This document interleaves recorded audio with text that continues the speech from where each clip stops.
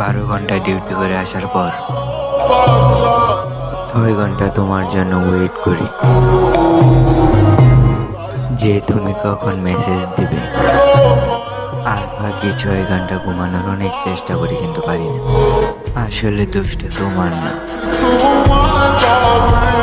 তুমি তো আমার ভাগ্যেই নেই।